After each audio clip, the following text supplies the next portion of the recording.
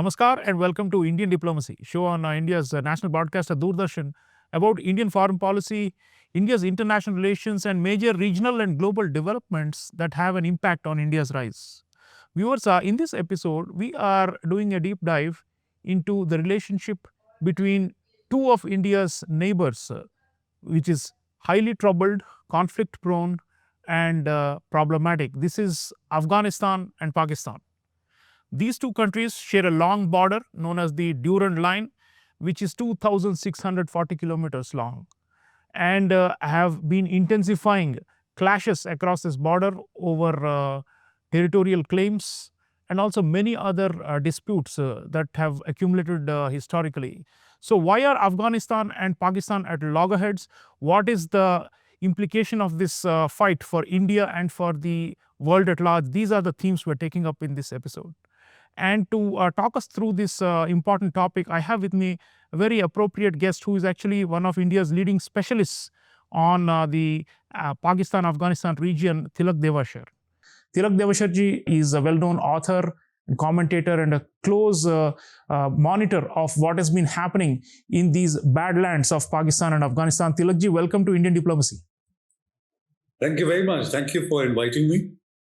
Tilak ji, as we speak, the tensions between Afghanistan and Pakistan have been mounting steadily, and there have been major casualties on both sides, fighting across the Durand Line, and it's quite obvious that something has gone wrong with this relationship at a very deep level, and we are only seeing manifestations of it now and then it calms down, and again you see another round of violence. So the question is, what happened to the whole projection of Pakistan as having won the war in Afghanistan in 2021? Because when the Taliban took over power in Kabul, it was declared that as a major victory for Pakistan because the Taliban had been sheltered, nurtured and financed by the Pakistani military establishment. But 4 years down the line, we are seeing the fault lines between Afghanistan and Pakistan widening. So, and Afghanistan is fighting back very fiercely and taking Pakistani prisoners and killing lots of Pakistani soldiers. So, what went wrong with this whole strategic depth for Pakistan? This was supposed to be a great moment of triumph in terms of regional geopolitics for Pakistan, but it has backfired badly. So, please take our audiences through why Pakistan failed to capitalize on this big moment in 2021 and why things have been going adrift in the last 4 or 5 years. Yes. So, let's just unwind a little bit. When Pakistan supported the Taliban for 20 years, when they were pushed out of power by the United States in 2001, Pakistan supported them for 20 years. Pakistan had presumed that the Taliban in Kabul would fulfill 3 of their main strategic concerns. First, the Taliban would push out India from Kabul. Second, the Taliban would recognize the Durand Line. And third, the Taliban would defang the TTP. 6 months after August 21, Pakistan began to realize that none of these objectives are going to be met. India was invited back into Kabul, and if you remember, we opened up a technical office in June 2021, in 22, to facilitate the aid that we had given. So India was back, and the Taliban said that we'll provide you security. Second, the Taliban refused to recognize the Durand Line and said it's a line that divides brothers. In fact, in places they even pulled out the fencing. And third, the Taliban made it very clear that they cannot take any action against the TTP. At best, they will facilitate the talks of the TTP with Pakistan, arrange a ceasefire, but it is Pakistan's problem, and Pakistan has to resolve it itself. Now, the reason for that is the Pashtun Code or Pashtun Wali. When the Taliban were pushed out in 2001, they sought shelter and sanctuary in the tribal areas. Now, those tribesmen today are organized under the banner of the TTP. As per Pashtun Wali, if you have taken refuge with somebody, and if in the future date that person wants refuge and sanctuary, you cannot deny it. Otherwise, you will be treated or called a bagarat, man without honor, which is the worst slur for the Pashtuns. So the Taliban made it very clear that there is no way we are going to take action against the TTP. It's your problem. These are your people. You talk to them and you sort it out. So now all these three parameters, which Pakistan had placed great hope that the Taliban and Kabul would strengthen their security. Actually, the Taliban and Kabul have weakened Pakistan's security. And that's why these tensions are taking place. Right. I mean, it's a Frankenstein gone out of control, or maybe it was also not exactly a patron-client relationship even before the fall of Kabul in 2021. These are all things for history to judge. Tilakji, you already mentioned the fact that the TTP, Tehreek-e-Taliban Pakistan, or the Pakistani Taliban, is Pakistan's problem. And I think the Taliban in Afghanistan have a valid point there. If you take the TTP and also what they call the Pashtun Tahafuz Movement, which is a non-violent civil society movement inside Pakistan in the federally administered tribal areas and the Khyber Pakhtunkhwa region, you find that Pakistan has been waging a lot of military operations time and again to quote-unquote pacify these regions and to reduce the resistance to Pakistani state's control over these places. But as has been the case for centuries, they are not willing to be easily subsumed, it seems, under the writ of the Pakistani state. So Pakistan, scorched earth tactics, aerial bombardment, they're doing all kinds of things against their own citizens, these Pashtuns, but are not able to subdue them. So let's talk a bit about what's happening on the Pakistani side of the Pashtun areas, on the eastern side of the Durand Line. Why is Pakistan repeatedly failing to win over, co-opt, or to crush, be it the PTM or the TTP? So let's discuss these two organizations separately. Now, see the area and terrain where the TTP operates from, the former federally administered tribal area, especially north and south of Waziristan, is a highly mountainous terrain. Now, the people staying there are born in the hills. They know the hills like the back of their hands, mountains. For the Pakistan Army, which is used to or trained in conventional warfare, finds it very difficult to operate in this terrain, guerrilla warfare, or to tackle with the TTP. Therefore, though they have launched several military operations, they have not been successful. Only one time when they had some success was Zarb-e-Azb, which they started after the Peshawar school massacre. At that time, they succeeded to push the TTP out of FATA and into Afghanistan, and they hid in the hills and mountains of Afghanistan. But thereafter, they were brought back. Whether it was on Imran Khan, and they keep saying that keep blaming each other, that who actually brought them back after the Taliban had taken over control in 2021.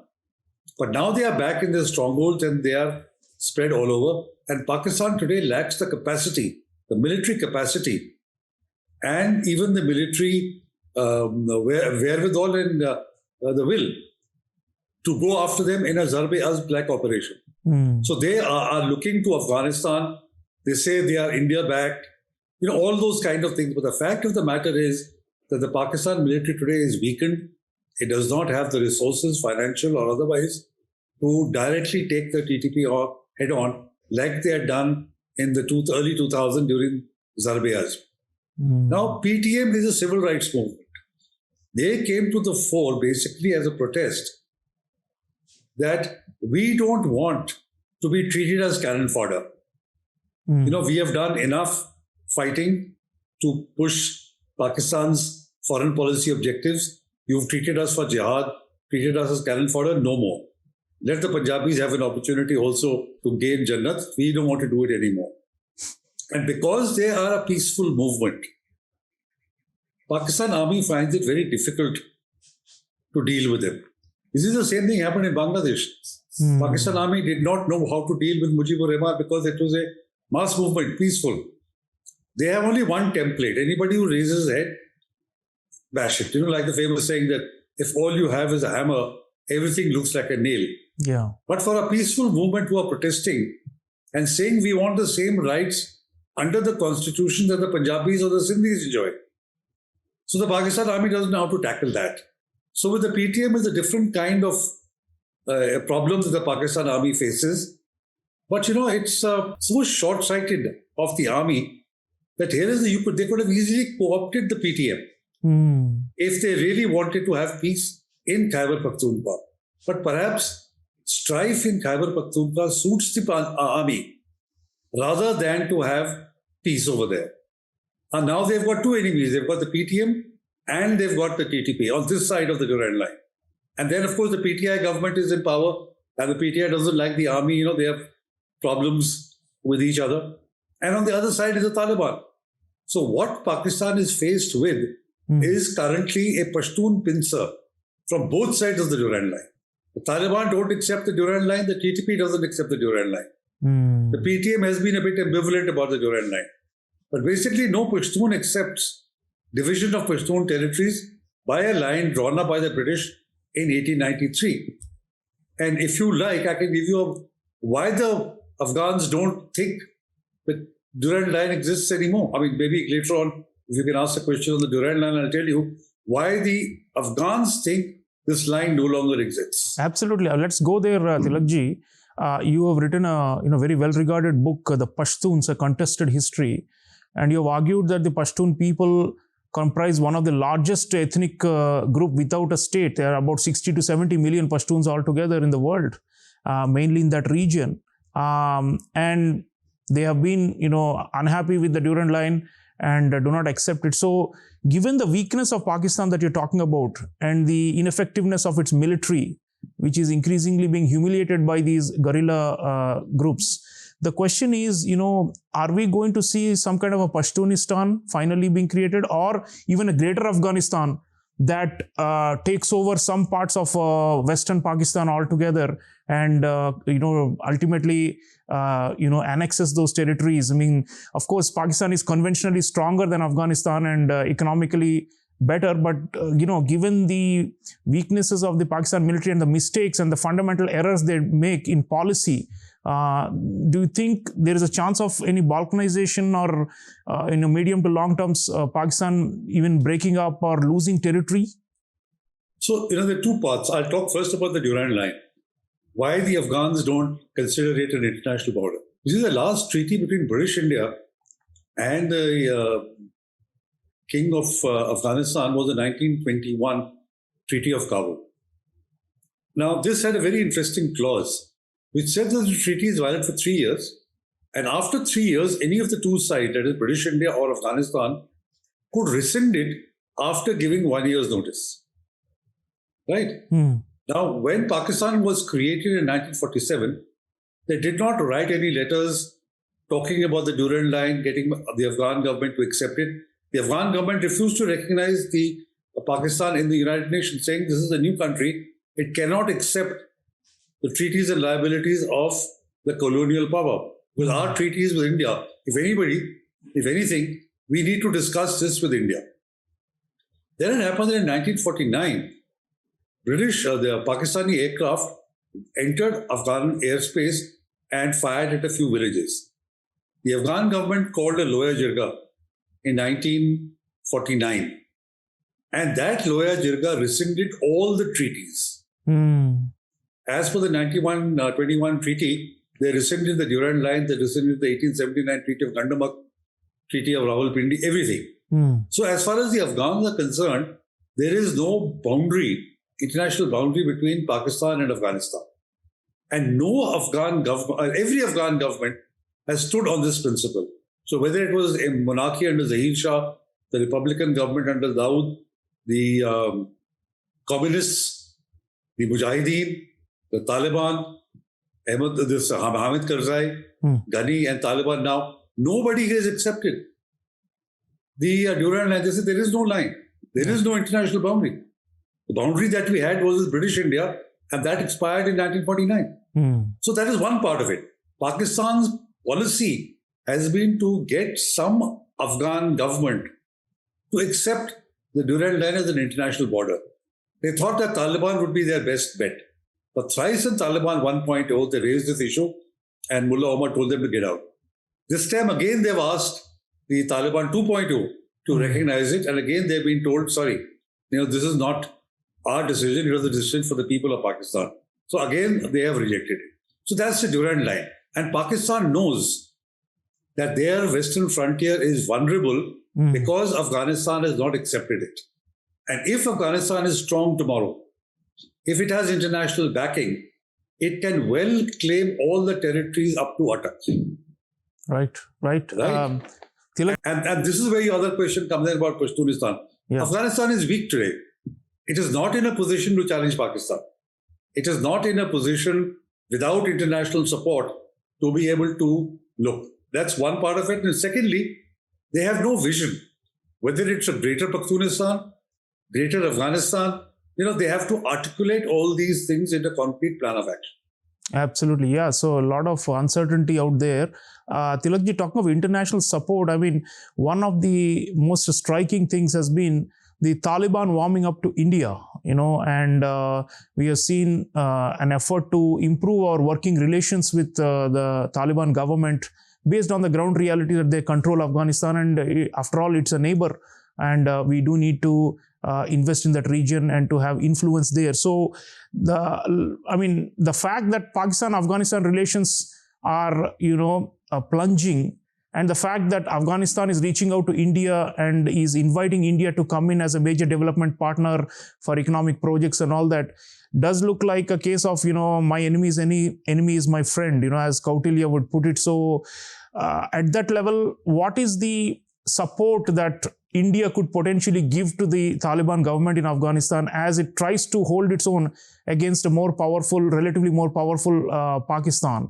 And the Pakistanis have always claimed that India is behind the TTP and that India is funding and arming the TTP. It's not even during the Hamid Karzai period or the Ashraf Ghani, go back in time, they have been accusing India of, quote unquote, trying to break apart Pakistan on its western front. So how much of this, statecraft is actually happening in your estimate, and what is the India factor in the Pakistan-Afghanistan rivalry?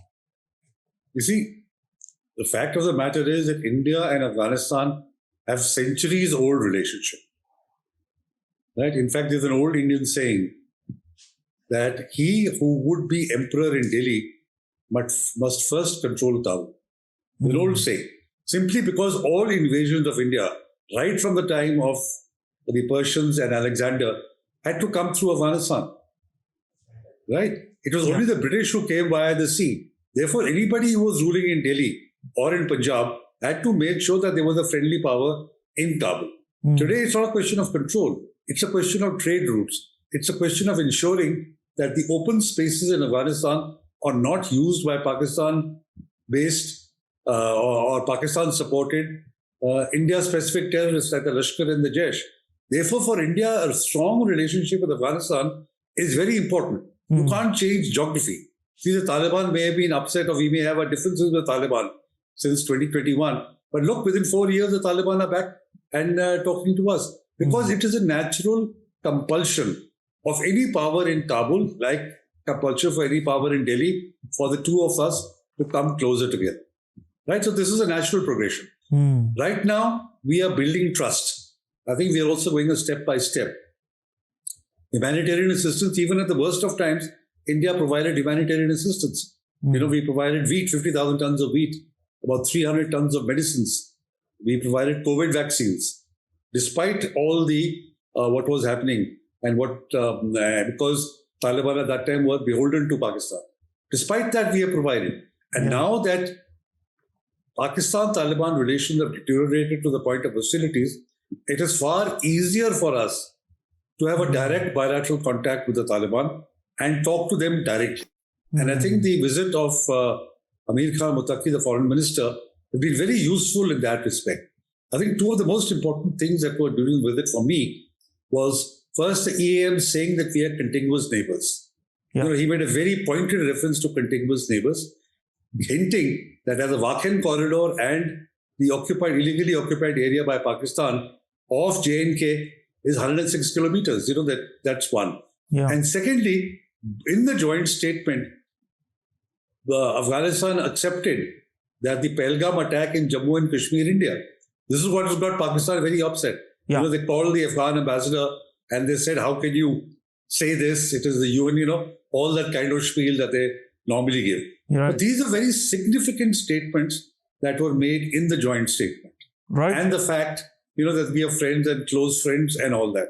So I think this is a very, very good and strong beginning that India and Afghanistan have re-established their strong relationship.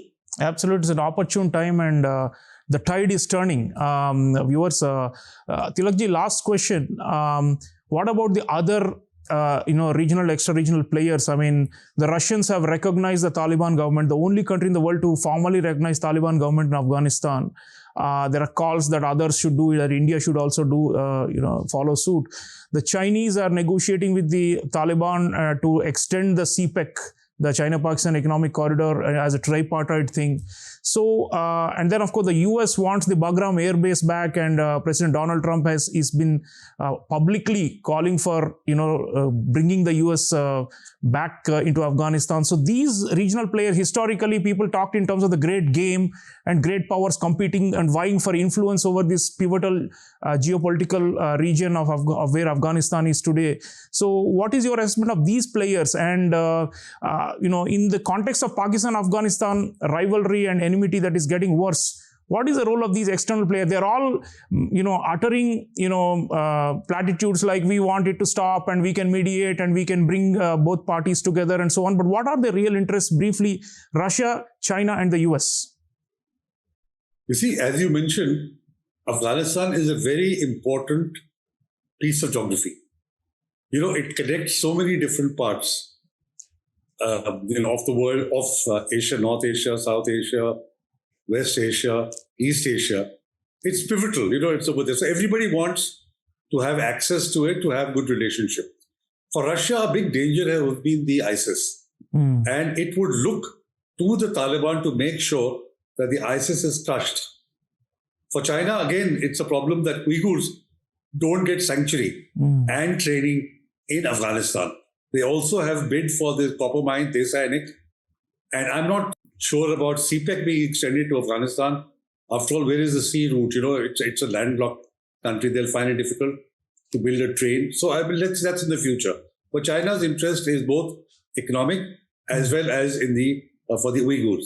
Indian interest, of course, as I mentioned, is critical. And the US wants to come back to Bagram. Why did they then leave it? This is something, how do they think that Afghanistan is going to hand over Bagram on a platter? Or does the US want to fight for another 20 years to get hold of Bagram? I think it's very unlikely. I think it's more a bargaining chip. In the recent Moscow format meeting, all the regional players said that the re-entry of any extra-regional power or to set up a military base will be destabilizing. And they all opposed it unitedly. So did India. Right. So I think the US is going to have a very difficult time. The Taliban have said nothing of the sort. There's no way that we're going to give you even an inch of territory. Right. So the US may try. Yeah. I think US could also be looking at if Afghanistan has strategic minerals. I mean, the point is, if it had, then for 20 years, what were they doing? They were 20 years in Afghanistan. Yeah. And suddenly they have woken up to the realization that Afghanistan may have strategic minerals. Yeah, maybe it's a Trump thing more because he's interested in, gaining something concrete and very materialistic from every bargain. But I think the point is well taken. Viewers, this interesting conversation with Tilak Devasher ji is showing that, Afghanistan is coveted by a lot of players. But the point is they're also very fierce and they have their own cultural code of honor and so on, because of which they have ethnic linkages across the border in Pakistan. And these, culture is thick. And the point is, this is not going to go away. And even if Pakistan wishes to try and crush and dismantle the insurgency and the civil society movements of the Pashtuns, is not possible. So what role the outside countries play right now is going to be critical. They may be able to tilt the balance in favor of Afghanistan and may actually create a genuine balance of power between Afghanistan and Pakistan. We don't know how much, what will happen with territory and how much land Pakistan can sustain and control. But Pakistan has lost land before in 1971, and we cannot rule out further breakup as it commits major blunders. India is, of course, playing its own interests and its own cards, and India will be keen to not to miss the geostrategic, scenario which could go to its disadvantage going in the future. So we are very, very agile now. And going forward, I'm sure we will grab the strategic opportunities. Let me thank Tilak Devasher ji. Thank you for your scholarship and your work and for illuminating so many nuanced things about this rather less understood region. Thank you for joining me. Thank you so much, Sreeram. Very nice talking to you. Thank you so much.